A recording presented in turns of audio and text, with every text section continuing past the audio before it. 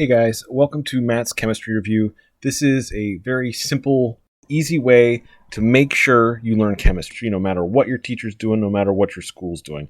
Let's go ahead and jump right in. Today's lesson, very simple, 3 reasons everyone should study chemistry. Number 1 is because you like chemistry.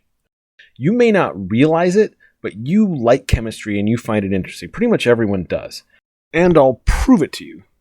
A long time ago, about 500,000 years ago, human beings look like this.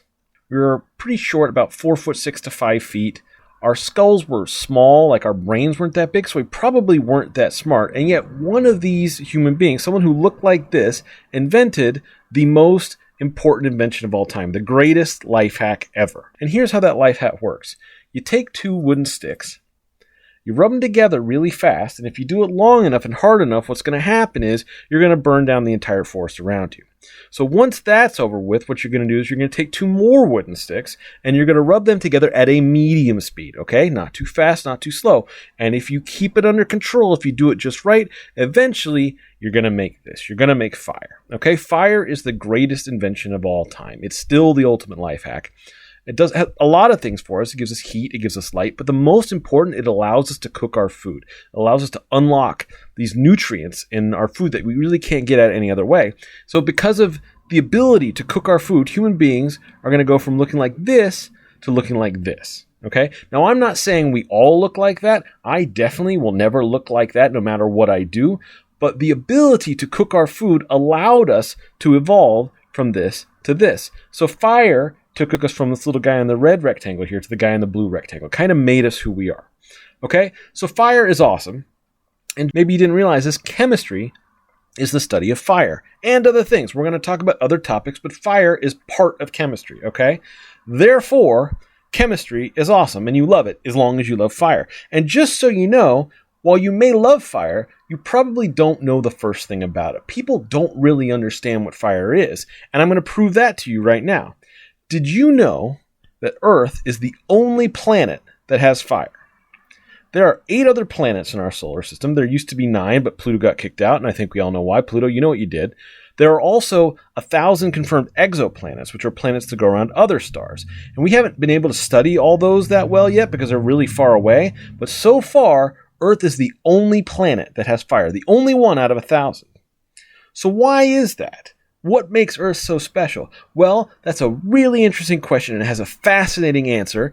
But in order to tell you that answer, you need to know some chemistry. Like, you're just not even ready for it yet. So if you stick with this course, maybe about 6 months, about sometime around Christmas, I'll make another video about why Earth is the only planet with fire. But first, you need to learn the basics, okay? So anyway, reason number 1 that you should study chemistry is because fire is something that you study in chemistry, and fire is awesome. Who doesn't like fire? The second reason is that chemistry is super useful. And I'm going to prove that to you now. So this is a rock. But if you put that rock in a fire with this other rock called coal, you're going to get this. You're going to get a metal called copper, which has a lot of uses. Now here is another rock. Now if you put that rock in a fire with coal, you're going to get this other metal called iron. And if that sounds familiar to you, it's probably because you've done it before. It's probably because you spent a lot of time putting this and that with that to make that, okay? So this is a Minecraft recipe for iron, which it just so happens is 100% identical to the actual recipe for iron.